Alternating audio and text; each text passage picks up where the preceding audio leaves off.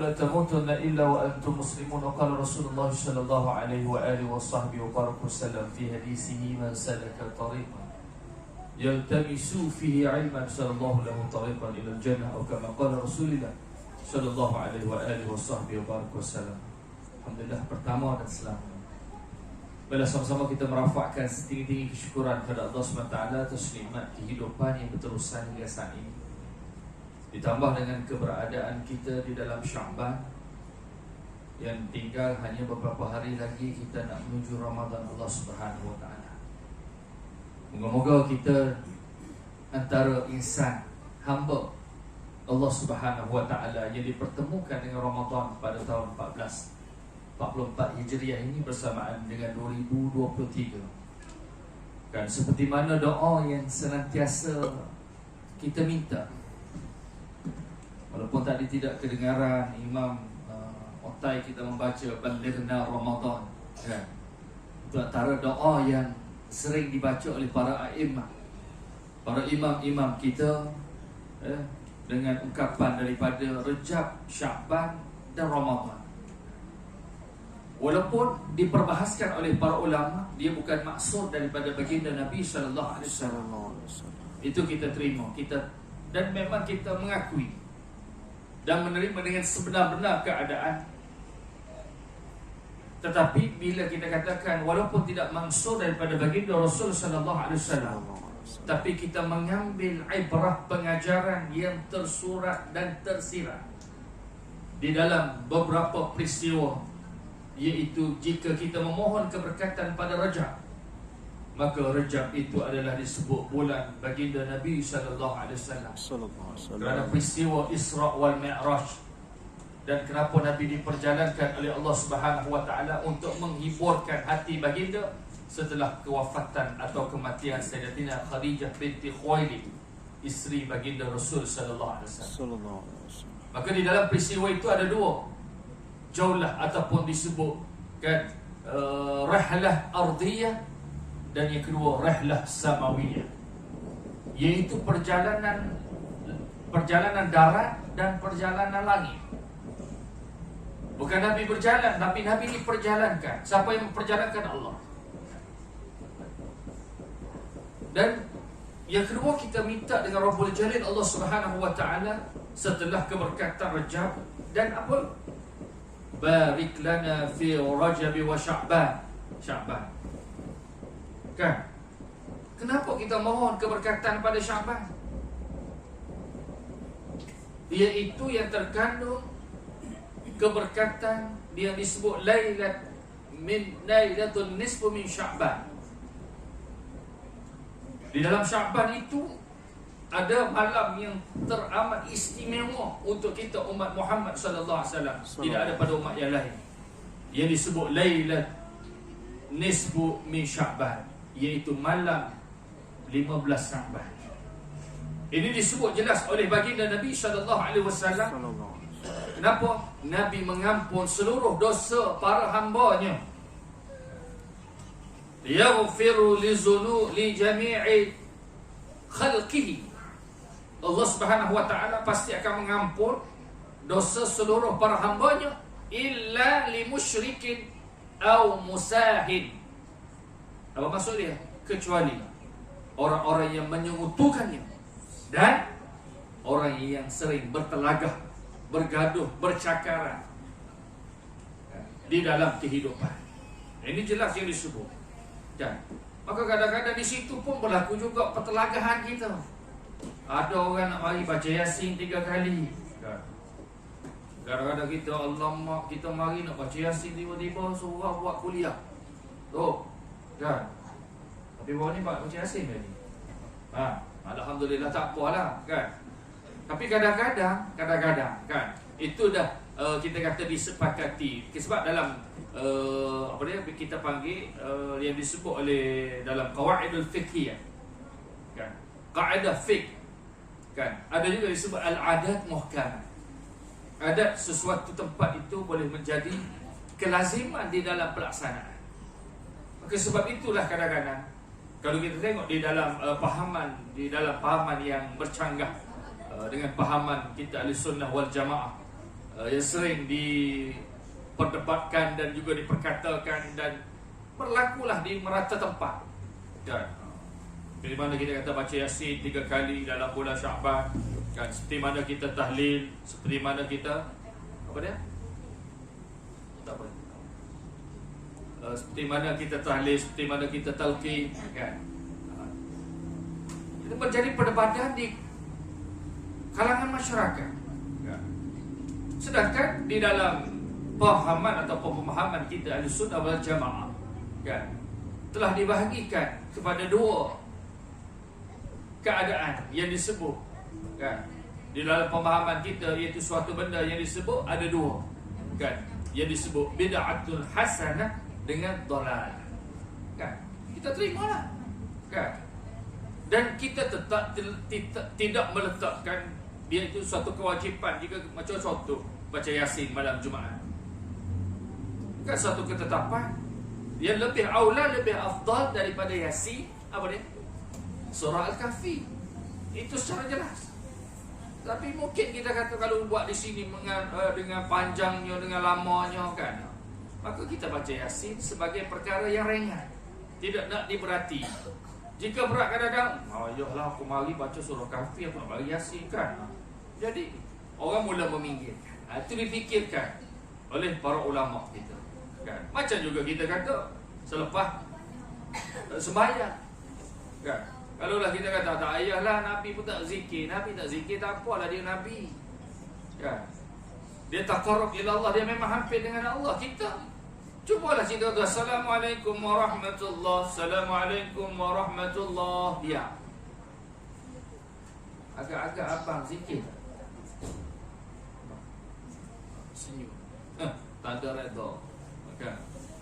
Mungkin kita bukan nak kata tak zikir, tak. Tapi bila kita berjamaah, kan rasa seronok, mudah kita nak ikut. Itu contoh keadaan, kan. Bila kita masuk ke dalam yang disebut balighna Ramadan, kan. Kenapa dikaitkan dengan Rejab, Syaban, Ramadan? Kan. Kerana Rejab boleh kita katakan bulan muhasabah ibadah yang Allah perintahkan kepada kita. Perintah apa? Sembahyang. Daripada 50 jadi 5. Maka keberkatan yang kita inginkan daripada Rejab itu ialah kita bila kita sebut barik lana fi Rajab, agar kita dapat muhasabah, hitung nilai bagaimana ibadah solat yang selama ini telah kita tunaikan, apatah dia bertepatan dengan kaedah yang disebut oleh Sayyidina Baginda Rasul sallallahu alaihi wasallam, sallu kama ra'aitumuni usalli, solatlah kamu seperti mana aku solat. Kan? Kadang-kadang kita tengok satu sama lain berbeza solat. Kan? Apa beza dia? Banyaklah dalam keadaan perbezaan tu. Kan? Kadang-kadang kita ialah ada orang tu ialah ya macam mana kita berdiri, kan. Kadang-kadang dia lenggak-lenggok. Kan? Kadang-kadang duk betulkan kopiah, ada juga. Kan? Kadang-kadang duk main misai. Kan? Kadang-kadang kalau sujud dia apa panggil? Macam tak tahu apa, kan? Kadang-kadang kita bukan tengok tu untuk menjadikan apa, tetapi kenapa? Kenapa boleh terjadi? Itu contoh keadaan. Maka sebab itu kita minta keberkatan Rejab itu supaya apa? Muhasabah ibadah solat kita untuk menuju Ramadan. Bukan baru Ramadan baru kita nak start. Bila tiba Ramadan tu kita dah mula. Bukan baru nak mula. Bermaksud tingkatan kepada ibadah-ibadah yang lain.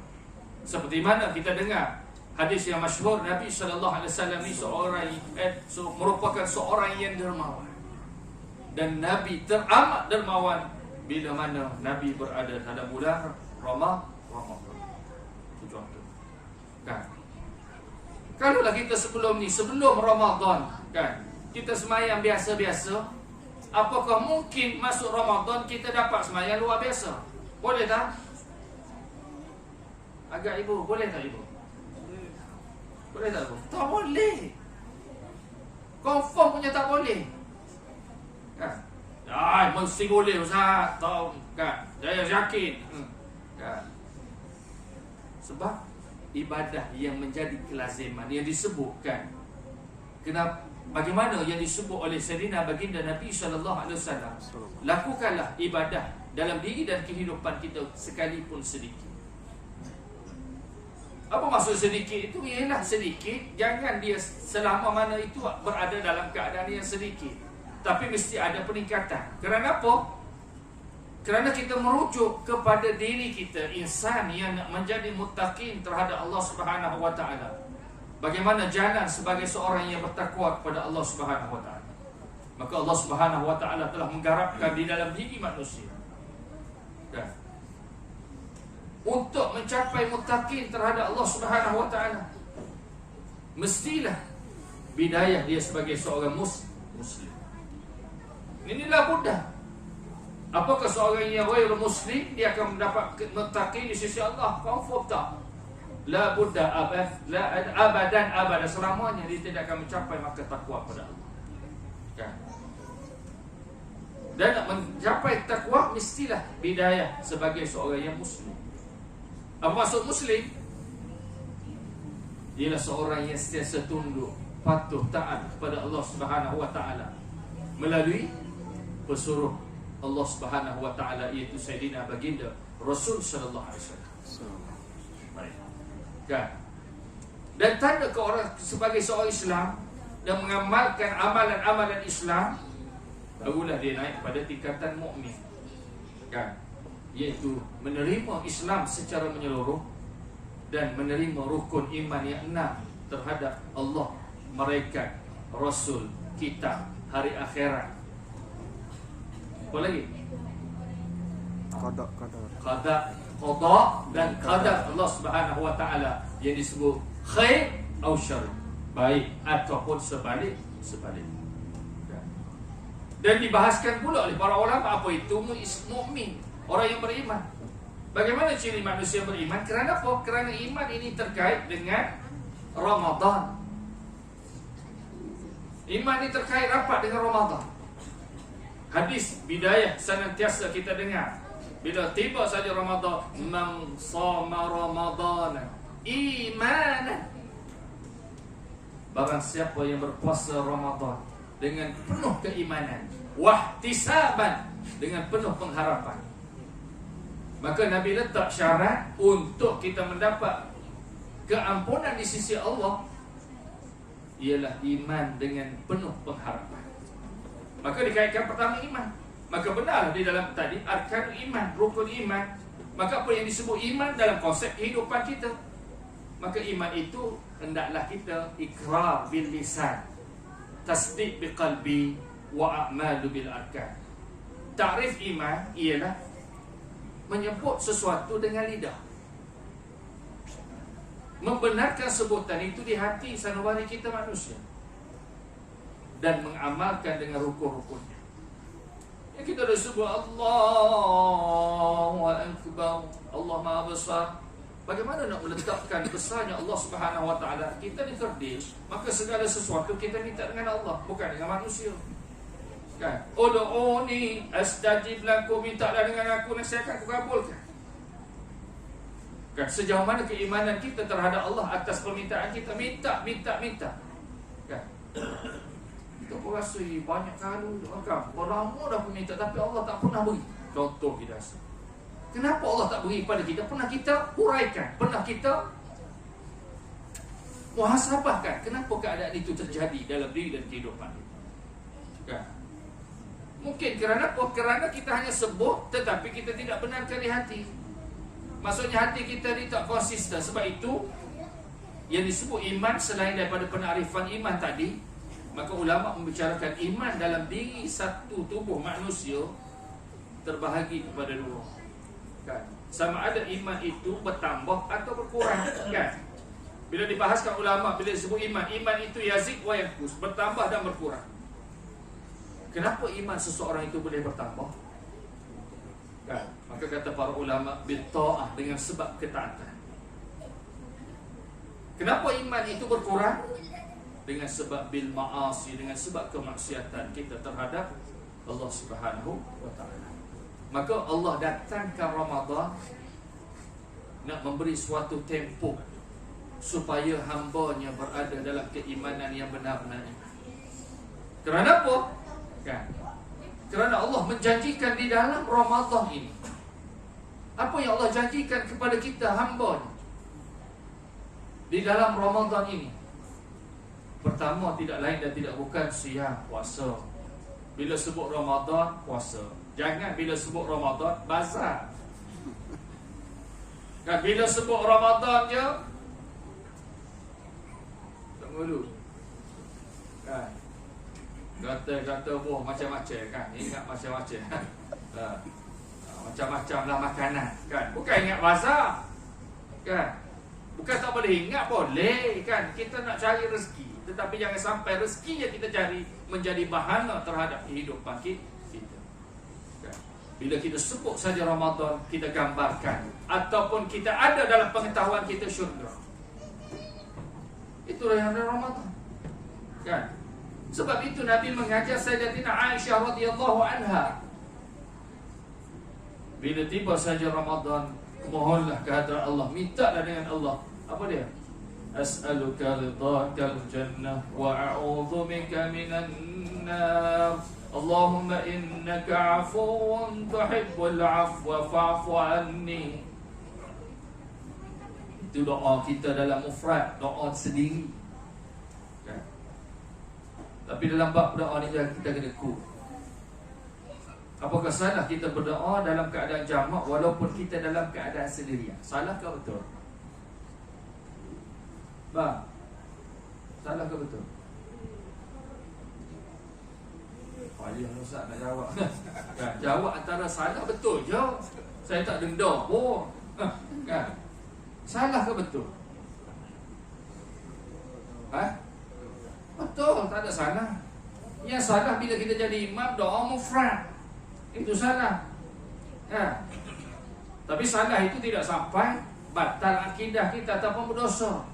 Tapi maksudnya kena faham, bila kita jadi imam pemimpin, jangan kita minta, kita seorang. Kan? Bukan main makmur duduk bersama dengan dia. Hai doa, as'aluka ridhakal jannah wa a'udzu bika minan nar. Makmur pun amin, amin. Amin buat apa? Dia doa diri seorang je.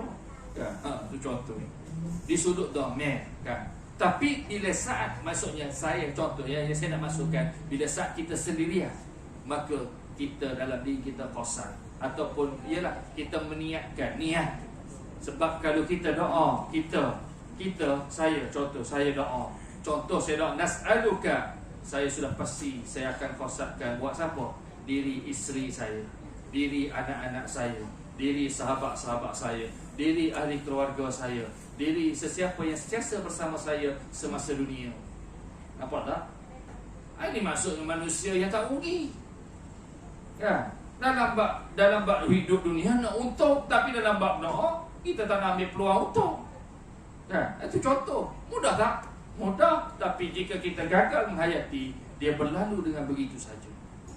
Ya. Apa maksudnya berlalu dengan begitu saja? Maksudnya kita tidak rebut peluang itu untuk mendoakan orang lain. Kenapa saya katakan demikian?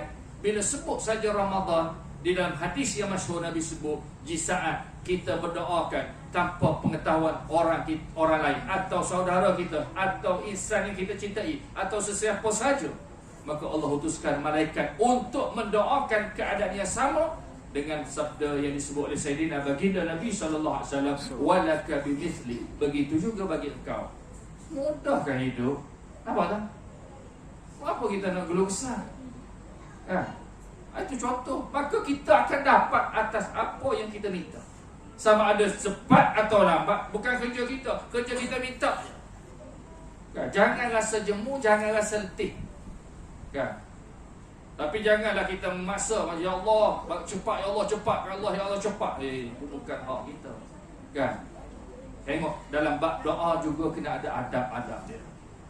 Lepas tu selalu saya tekankan, terutama bila kita nak berdoa di dalam tarawih nanti, selalu saya tekankan, jangan lupa adab kita berdoa. Sama ada Bilal berdoa atau imam yang memimpin tarawih berdoa, jangan lupa adab dengan Allah. Jangan kita kurang hajar dengan Allah. Apa maksud kurang ajar? Terus je, nas'aluka ridhakal jannah. Sebab adab kita berdoa dengan Allah, pertama mesti kita mengucapkan apa dia? Tahmid ataupun alhamdulillahirabbil alamin. Pendek je lah, alhamdulillahirabbil alamin wassalatu wassalamu ala asyrafil anbiya'i wal mursalin wa ala alihi washabbihi ajma'in. Nas'aluka ridhakal jannah wa na'udzubika minan nar. Allahumma innaka 'afuwwun tuhibbul 'afwa fa'fu 'anni birahmatika ya arhamar rahimin. Wa sallallahu ala sayyidina Muhammad walhamdulillahirabbil alamin. Lama ke? Sampai ke seminit? Tak sampai pun. Kalau tak sampai seminit mungkin 60 saat. Seminit juga tu. Kan nampak lama nak fikirkan tu apa, saya pernah fikir pun dah lapar. Kan? Tapi lama ke? Tak lama. Kan? Itu contoh, itu kata seorang yang beradab di dalam memohon kehadirat Allah. Ini tak mari terus, walaupun kata sunat je ustaz, memang dah sunat. Tak ada nama sahaja ke semaya wajib. Kan? Sahaja ke semaya tarawih. Tak, salli sunat, disebut sunat tarawih. Tak buat pun tak apa. Tetapi tidakkah kita tergolong dalam golongan yang rugi? Kerana tarawih hanya ada pada Ramadan. Rajin macam mana sekalipun dah masuk Syawal dah tak boleh buat dah. Tak nama ada sunat tarawih. Kan? Itu maksudnya. Jangan lupa dalam adab kita berdoa dengan Rabbul Jalil Allah Subhanahu Wa Taala. Dia bukan siapa, dia Rabb, Tuhan, pencipta kita, Khalik. Kita ni makhluk. Maka makhluk sudah pasti berhajat dengan Khalik. Khalik tak berhajat dengan kita, tak apa. Kan? Kita tak memuji dia, kita tak tahmid pada dia pun, dia terjejah dia sebagai Khalik. Yang terjejah di kita sang hamba. Sebab itu Allah datangkan untuk meningkatkan mutu kualiti kita hamba dia dan juga umat Muhammad sallallahu alaihi wasallam. Maka Allah jadikan Ramadan khusus buat kita umat Muhammad sallallahu alaihi wasallam. Kenapa? Dia nak anugerahkan kita syurga. Mana lagi bulan yang mudah Allah nak memberikan kepada kita syurga. Janji syurga. Tetapi setelah kita minta nas'aluka ridhakal jannah wa na'udzubika minan nar, maka kena sekupu dengan atas apa yang kita minta. Ini pula. Bukan main-main, bukan sekadar minta macam kita kana rizqi fis sama'i fa'adhilhu, ya Allah sekiranya rezekiku di bumi di langit turunkan. Sekiranya rezekiku sedikit perbanyakkan. Tapi tidur, asyik tidur. Kerja malas. Agak-agak Allah nak beri ke tak? Itu contoh. Macam kita bapa lah, ataupun kita bos terhadap pekerja kita. Tengok, bukan main kau ya. Aku ada bukan main kau buat ya. Aku tak ada. Pecah lubang, apa akan terjadi? Begitulah kehidupan kita manusia. Bila kita mohon, mesti kita tahu apakah jalan untuk melayakkan kita memasuki syurga dia. Bukan sekadar minta. Nas'aluka ridhakal jannah wa na'udzubika minan nar. Maka tidakkah kita membaca firman Allah di dalam suratul Kahfi,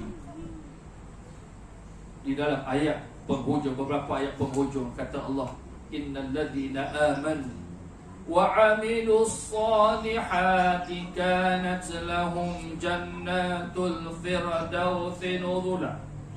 Sungguh-sungguhnya orang-orang yang beriman dan senantiasa mengerjakan amalan-amalan saleh, bagi mereka syurga Firdaus sebagai tempat tinggal. Maka yang dituntut oleh Allah atas permintaan kita, nas'aluka ridhakal jannah, nak melayakkan kita duduk dalam syurga, masuk dalam syurga di akhirat kelak. Pertama kata Allah, hendaklah kamu wahai hamba-Ku beriman dengan sesungguh-sungguhnya iman dan senantiasa mengerjakan amalan-amalan saleh. Baik, iman mungkin kita beres, tapi amalan-amalan saleh.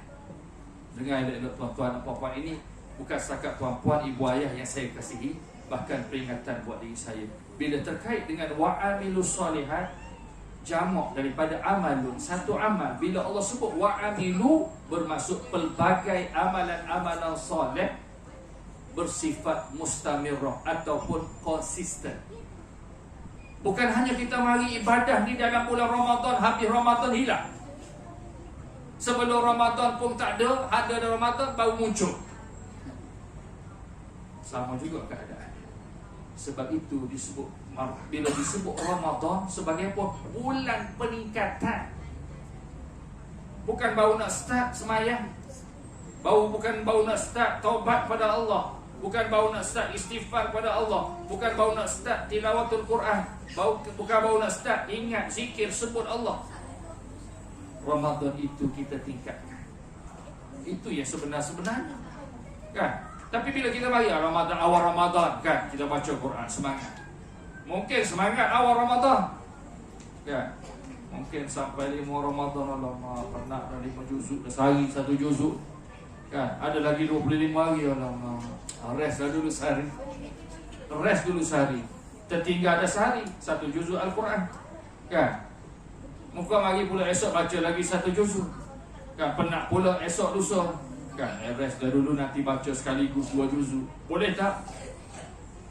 Sebab nafsu akan menguasai. Bila nafsu menguasai manusia, sebab bukan lagi syaitan menguasai manusia, nafsu ini lebih tinggi daripada godaan syaitan, iblis, dunia dan makhluk yang berada di sekeliling. Sebab itu disebut pertama musuh yang besar dalam diri dan kehidupan kita adalah nafsu yang ada dalam diri. Sebab itu, tengok, bila terkait dengan nafsu, lupakah tuan-puan, ibu ayah, di saat kita memohon ke hadirat Allah Subhanahu wa taala. Ini terkait lagi dengan doa juga. Walaupun biarlah mungkin di kalangan tuan-puan yang tidak setuju dengan saya, doa bila masuk awal tahun, ada doa awal tahun, doa akhir tahun. Iaitu pada awal Muharram kita akan baca doa awal tahun. Tetapi tidakkah kita mengambil pengajaran daripada doa itu, apa yang disebut? Wal auna ala hadhihi nafsil ammarah bisu. Ya, kita berdoa, ya Allah, lindungilah diriku daripada nafsu yang sentiasa mengajak kepada keburukan. Kita baca 1 hari, bukan 1 hari, 1 malam daripada awal Muharram untuk mengekalkan momentum pengawalan nafsu yang sentiasa mengajak pada keburukan selama tempoh 364 hari. Agak-agak mampu tak kalau hanya ambil tanpa pengetahuan? Boleh tak boleh, tuan-tuan? Boleh tak? Tak mampu. Bukan saya nak kata tuan-tuan ni tak, bukan dia, maksudnya kita nak cambahkan, nak pecahkan supaya kita memikirkan, rupanya bukan setakat itu. Sebab ramai manusia dia memahami dengan hanya berdoa tapi tidak ada pelaksanaan atas doa, dia akan menjadi perkara yang sia-sia, yang tidak memberi taksir, kesan pun sebenarnya. Seolah-olah seseorang yang dia rasa lapar tapi dia anggap, kan, akan ada orang yang bagi makan kat dia. Kita berharap, contohnya kita kata mungkin kita dalam keadaan apa, nantilah, tak apalah, mungkin sahabat aku tahu aku tak makan lagi. Mana mungkin, kan? Mungkin dia jaga, dah makan ni, Haji Rahimi dah makan, padahal kita duduk menunggu dia. Tak telefon, boleh tak? Macam inilah kita minta Allah murahkan rezeki kepada kita, tapi kita tidak berusaha untuk mencari rezeki. Apakah sekupu dengan doa dan permintaan kita?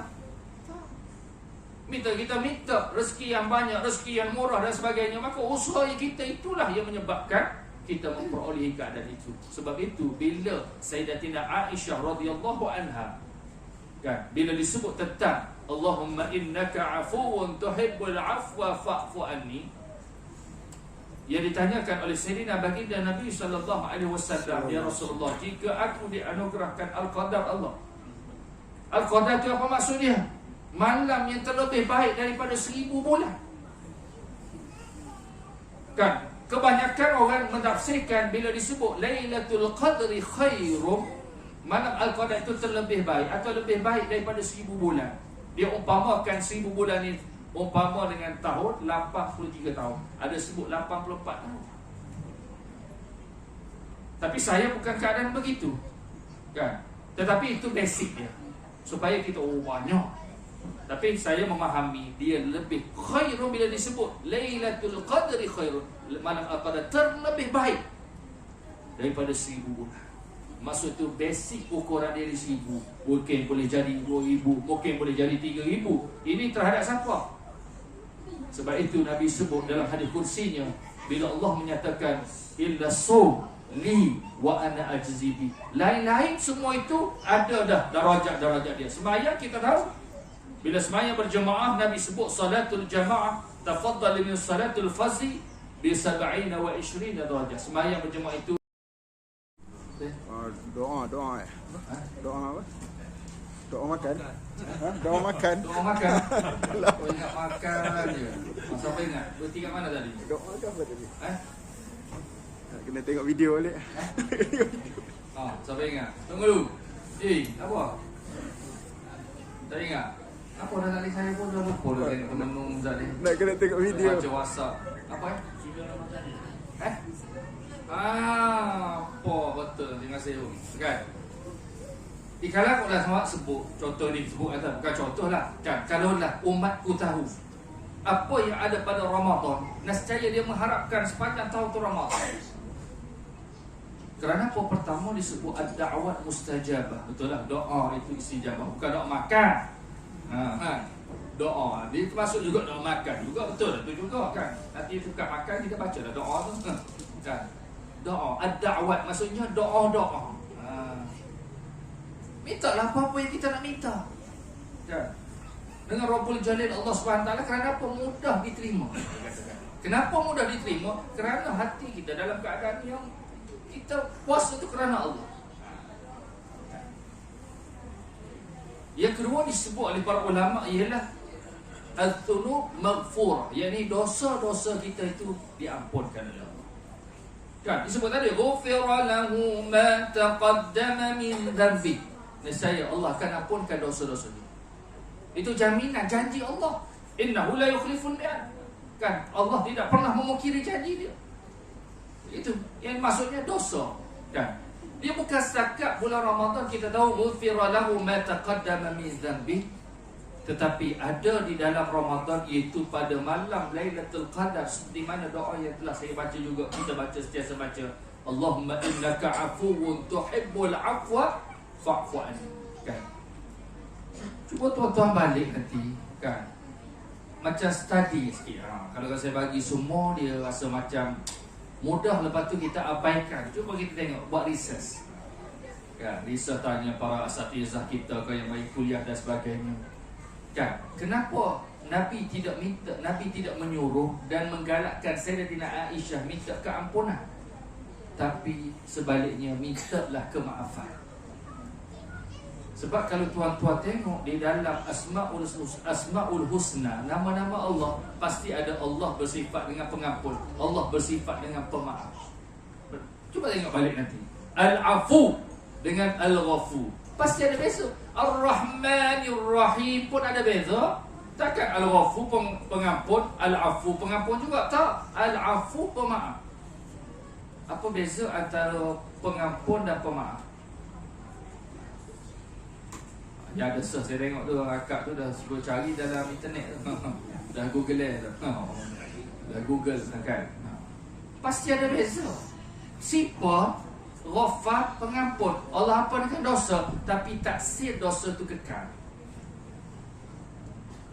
Bila? Alam akhirat. Sebagai apa? Bukti. Kamu hidup dulu kan, kamu buat dosa tapi kamu minta ampun, aku ampunkan, tapi taksir dosa tu tetap ada. Berbeza dengan al-afu, maaf, kemaafan. Bila Allah kata Allah tu pemaaf, Allah maafkan semua kesalahan, dengan kisah-kisah dosa pun tidak ada. Maksudnya macam tak ada salah. Itu maksudnya. Sebab tu lebih tinggi, lebih aula daripada al-ghafur, al-afu. Sebab tu Sayyidatina Aisyah bila sebut, ya Rasulullah, jika Allah berikan kepada aku Lailatul Qadar, apa yang aku nak minta dengan Allah? Maka Nabi mengajar Sayyidatina Aisyah, doa, mintalah dengan Allah, Allahumma innaka afuwun karimun tuhibbul afwa fa'fu anni. Ya Allah, sesungguhnya Kau pemaaf, suka kepada kemaafan, maafkanlah aku ya Allah. Kan? Nampak tak? Jadi takkan kita nak sia-siakan, takkan tunggu malam Al-Qadar je, tak. Maka ulama membahaskan ayat tersebut, doa tersebut disunatkan dan amat dianjurkan dan digalakkan bagi kita mengamalkan min bidayatul Ramadan ila nihayatul Ramadan, daripada awal Ramadan hingga pengakhir Ramadan. Clear? Kadang-kadang kita nampak alamat biasa je, tak apalah, esok doa lagi. Jangan kita sia-siakan detik-detik Ramadan, minit-minit Ramadan, jam-jam Ramadan, hari-hari Ramadan berlalu tanpa meminta sesuatu yang perlu dalam diri. Bukan setakat perlulah apa yang kita inginkan, maka mintalah dengan Allah Subhanahu Wa Taala. Kerana apa? Ramadan, bulan yang dakwat mustajabah, dosa kita diampunkan. Dan yang ketiga, kalaulah kita tahu dengan sebenar-benar pengetahuan, maka nescaya kita umat Muhammad akan mengharapkan tidak ada selain daripada Ramadan di dalam sepanjang kehidupan kita. Kerana apa? Al-jannatu mushtaqatul lahum. Syurga merindui kita untuk masuk ke dalam syurga. Syurga rindu bagi kita orang yang berpuasa di bulan Ramadan untuk masuk ke dalam syurga. Bayangkan, tak masuk lagi tapi syurga nak rindu dah. Nak menanti kita bila lah hamba Allah ni nak masuk dalam syurga ni. Kan, sebab tu ada nama khas syurga Rayyan. Jadi macam mana ustaz? Selalu semua nak masuk syurga tu syurga lain. Kita fikir begitu. Itu bukan kerja kita. Itu kerja Allah lah. Bila kita minta nas'aluka ridhakal jannah wa na'udzubika minan nar, maka terpulanglah Allah nak letak apa. Tapi setengah para aimah kita yang hebat, yang tahu dengan doa ni, dia berdoa, nas'aluka ridhakal jannatul firdausil a'la wa na'udzubika minan naril jahim. Ya Allah, redhakan kepadaku syurga firdaus yang paling tinggi, dan lindungilah aku daripada neraka jahanam yang paling bawah. Tengok. Sebab apa? Dia memahami. Kadang-kadang kita tak faham, kita tak mahu, kita tak minta. Kan? Akan berlaku persoalan di hadapan Allah. Kenapa kau bagi aku second class? Macam-macam berlaku kan. Ini contoh keadaan yang digambarkan. Sebab itu. Dan bagaimana nak meletakkan keadaan demikian, semua tadi yang kita bicarakan tadi, sebenarnya bagaimana kita nak capai makam-makam keadaan ataupun situasi senario bagi Ramadan itu mudah saja. Ataupun amalan-amalan lain, anggaplah seolah-olah itu yang terakhir buat kita. Macam semayang, bagaimana nak jadikan semayang yang paling terbaik? Anggaplah seolah-olah semayang isyak kita nanti adalah semayang yang terakhir. Kadang-kadang kita bak makan, tak apalah makan hari ni tak sedap, besok ada lagi. Betul tak? Patutnya begitu, kita makan tu dah memang seolah-olah yang terakhir. Bangun lagi besok, boleh makan lagi. Minta dalam bak makan, kita makan nak cari makan yang sedap-sedap yang apa, tapi dalam bak semayang kita tak pernah nak muhasabah. Begitu juga bila datang Ramadan, kan? Lalu je kita tak apa perubahan, tak ada apa perubahan. Kenapa? Kenapa dalam penghayatan gagal di dalam memahami apa sebenarnya yang kita inginkan. Jika kita gagal dalam menginginkan atau cita-cita sesuatu terhadap Ramadan yang Allah anugerahkan, maka dia pun berlalu dengan begitu saja. Kan? Sebab kita tak tahu macam matlamat kita hidup untuk apa? Kan? Untuk apa? Masuk syurga. Maka takkan kita nak buat ibadah hamba sebagai seorang yang nak masuk syurga? Bagaimana Allah dah menjelaskan? Maka kita kena buat amalan tu. Kan? Maka disebut, tengok kisah ni sebagai penutup bagaimana bila disebut ingin masuk syurga. Masa Nabi SAW duduk dalam satu jalsah, maka Nabi tanya sahabat, ya Rasul, ya wahai sahabat-sahabatku, maukah aku tunjukkan kamu calon syurga, ahli syurga Allah? Sudah pasti ya Rasulullah. Kan? Sahabat nak tengok siapa dia. Maka dia tunggu lalulah seorang yang biasa dia tak adalah hebat mana kan. Pakai jubah capek-capek, pakai kata apa? Orang kata berlehyah dengan basah janggutnya, kesan wudu. Dia jeng-jeng slipper ataupun ialah slipper dipanggilkan. Slipper lah bahasa kita kan. Lalu melalui jalsah baginda Nabi, apakah orang ini? Kan? Maka hari kedua sama juga, wahai sahabat-sahabatku, maukah aku tunjuk kamu ahli syurga? Sudah pasti ya Rasulullah, kami nak tengok. Kan? Hebat ke orangnya? Lalu lagi orang yang sama, orang ni ke? Kan? Maka takkid hari ketiga bila sebut Nabi sebut, kan? Lalu orang yang sama, maka kan Abdullah bin Amr bin al-As, kan, bila mendengar dan melihat itulah orangnya, maka Abdullah bin Amr bin al-As, seorang sahabat Nabi SAW, bertemu dengan seorang yang disebut dan disalung ahli syurga Allah Subhanahu wa taala. Wahai saudaraku, aku ada masalah sikit dengan bapaku ni. Bolehkah aku duduk rumahmu beberapa hari? Kan, beberapa hari je kan, supaya aku ni hilang stres. Itu contoh lah bahasa saya lah. Kan, bukan bahasa Nabi gitu. Kan? Ya, orang Arab bila dengar orang nak mari rumah dia, ahlan, tafadhal. Kita kadang-kadang bila dengar sahabat kita nak mari, alamak, baru masak lemak cili api, nak mari pula rumah kita. Itu contoh lah, kan? Ataupun baru kan masak ikan patin pula, alamak patin tu poyak, masa ni dah dia nak telefon dah, kan? Aku ada hal lah sikit kan. Macam-macam lah kan. Orang Arab ni dia. Kerana apa? Kemuliaan tetamu yang hadir membawa rahmat dan membawa keluar daripada rumah kita sebarang kesulitan, kepayahan. Tapi kalau kita dengar memanglah keluarkan kesulitan, kepayahan, tapi aku sendiri pepayah nak makan macam mana? Doktor kita kadang-kadang kita gitu kan. Orang Arab bila orang luar mari yang tak pernah, yang tak biasa dia makan, dia akan bagi kepada tetamunya yang tak biasa dia makan. Contoh pengalaman saya duduk khatam, semasa belajar khatam Sudan dulu. Begitulah. Tak pernah dia makan kambing melainkan bulan puasa, tapi dengar kita nak pergi melawat, nak pergi ziarah, nak pergi apa, kambing sana bukan kambing Malaysia, korun ekor panjang tu. Nasi dalam kambing. Kalau kita makan nasi Arab sini biasa je, nasi biasa, dan di dalam kambing tu ada nasi. Kan, potong tu mak, bau aroma dia kan. Kadang-kadang tinggal tulang saja. Kan, tuan rumah ni tak makan bersama kita, dia tengok je. Tak. Fatal. Kul. Sebab dia akan makan sisa-sisa daripada, bukan sisa maksudnya yang bukan mulut kita lah. Kan, itu contoh kan. Bila berlalu, maka boleh tak aku duduk? Boleh. Kan. Maka Abdullah bin Amr bin As tengok apa amalan sahabat ni yang kata Nabi kata syurga. Kan. Maka tak ada apa pun. Hanya kumat-kumit mulut dia zikir, ingat Allah, sebut Allah, gitu je. Hinggalah berlalu beberapa malam, maka Abdullah bin Amr rasa peras. Kan, hampir meletakkan suatu nista terhadap Rasulullah sallallahu alaihi wasallam. Kenapa? Tidak ada apa-apa yang istimewa orang ni, kan? Apakah Nabi ni nista? Nabi ni saja nak memuji kita para sahabat. Itu dalam diri Abdullah bin Amr bin As. Kan? Maka dia pun bertemu dengan saudaraku, sebenarnya aku tidak bergaduh. Cuma aku nak tengok amalanmu yang Nabi kata kamu ni ahli syurga. Kan? Maka sahabat tadi pun kan, wahai sahabat Rasulullah, rupanya dia tahu Abdullah bin Amr bin As ni hebat tak hebat. Orang Ansar ni dia tahu. Dan dia tahu bahawasanya sebenarnya dia tidak bergaduh, tapi dia nak tengok apa amalan yang dia lakukan. Terkejut Abdullah bin Amr bin As.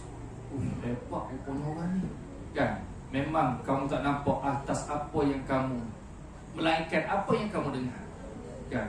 Tapi kata orang Ansar ni, kamu tidak mendapati atas aku dua perkara. Dia kata, bila nak berlalu je Abdullah bin Amr bin As ni, kata hampir kecewa. Kan, tidak ada apa yang istimewa tetapi disebut oleh Rasulullah ahli syurga. Kan, nak berlalu saja, kata Asad disebut, aku tidak pernah dengki terhadap rezeki yang Allah beri terhadap sesama manusia lain. Dan yang kedua, aku telah memaafkan kesalahan manusia lain yang ada kesalahan dengan aku tanpa dia minta maaf dengan aku. Aku dah maafkan. Ada berani? Itu antara. Kadang-kadang kita kan, nak masuk Ramadan lagi pun belum masuk Ramadan pun, baru nak masuk pun kadang-kadang kita tidak ada percakaran, pertengkaran. Sedangkan inilah yang menjadi penghalang kepada perkara-perkara yang bakal kita perolehi bila tiba saja Ramadan. Jadi kita muhasabah, kita hitung diri, kita nilai diri, supaya jangan kita menjadi seperti mana yang didoakan oleh Sayyidina Jibril ketika Nabi nak naik mimbar, bu'ida man adraka Ramadan falan yughfar lah. Celakalah orang yang dah terhidar Ramadan tapi tetap tidak diampun dosa oleh Allah Subhanahu wa taala. Wal iazubillah. Maka bagaimana syarat keampunan di sisi Allah banyak dibicarakan di dalam firman Allah, banyak dibicarakan oleh Sayyidina Baginda Rasul sallallahu alaihi wasallam. Maka sama-sama kita rujuk, sama-sama kita muhasabah agar kita tidak menjadi insan ataupun hamba Allah umat Muhammad yang bila kita dapat Ramadan tetapi kita tidak tergolong di dalam golongan orang-orang yang disebut keampunan, ahli syurga, bebas daripada neraka. Apalagi yang disebut kemaafan di sisi Allah, Lailatul Qadar, dengan asbab kelalaian, kelekaan kita daripada memahami aspek-aspek yang telah kita sebut Moga dia menjadi ibrah pengajaran yang terbaik. Semoga 1444 Hijriah Ramadan yang bakal menjelang tiba, Ramadan yang terbaik buat kita semua insya-Allah. Moga-moga sedikit perkongsian pada malam ini menjadi satu natijah kebaikan yang banyak, terutama buat diri saya lemah lagi peringatan, dan juga pada tuan-puan, ibu ayah, anak-anak yang saya kasihi. Moga-moga mendapat rahmat, keberkatan dan juga inayah Allah Subhanahu wa taala, petunjuk agar kita dapat sama-sama menjalani ibadah Ramadan bagi tahun 2023 bersama 1444 Hijriah ini, Ramadan yang terbaik buat kita insya-Allah. Teruslah kita berdoa kepada Allah, teruslah kita perbaiki diri kita agar menjadi insan yang benar-benar bersedia untuk untuk berada dan bersama-sama dengan Ramadan. Moga-moga insya-Allah kita tergolong dalam keadaan yang demikian. Yang baik itu semua datang daripada Allah, yang lemah atas kelemahan di saya. Qul qauli hadza wa astaghfirullah. Sekian. Wabillahi taufiq wal hidayah. Assalamualaikum warahmatullahi taala wabarakatuh. Bismillahirrahmanirrahim. Alhamdulillahirabbil alamin. Wassalatu wassalamu ala asyrafil anbiya'i wal mursalin wa ala alihi wa sahbihi ajma'in. Allahumma inna nas'aluka salamatan fid din wa afiyatan fil jasad wa ziyadatan fil 'ilm wa barakatan fil rizq wa tawbatan qabla al-maut wa rahmatan 'inda al-maut wa maghfiratan ba'da al-maut. Allahumma hawwin 'alaina fi sakaratil maut wan najata minan nar wal 'afwa 'inda al-hisab. Allahumma la tada' lana fi maqamina hadha dhanban illa ghafarta wa la daynan illa atayta wa la dhalan illa hadayta wa la 'ayban illa satarta wa la maridan illa shafaita wa la jahilan illa 'allamta wa la musafiran illa wasalta wa la imtihanan illa najahta wa la maytan illa rahimta wa la faqiran illa aghnayta wa la hajatan min hawaij ad-dunya wal akhirah إلا قضيتها ويسرتها برحمتك يا أرحم الراحمين. اللهم بارك لنا في رجب وشعبان وبلغنا رمضان ووفقنا واهدنا بصلاته وقيامه وتلاوة القرآن. ربنا عليك توكلنا وإليك أنبنا وإليك المصير. اللهم إنا نسألك علما نافعا ورزقا طيبا وعملا متقبلا. رب زدنا علما وارزقنا فهما. لا حول ولا قوة إلا بالله العلي العظيم. ربنا أتنا في الدنيا حسنة في الآخرة حسنة وقنا عذاب النار. صلى الله على خير خلق محمد وعلى آله وصحبه وبارك وسلم. الحمد لله رب العالمين. تقبل الله منكم صيام.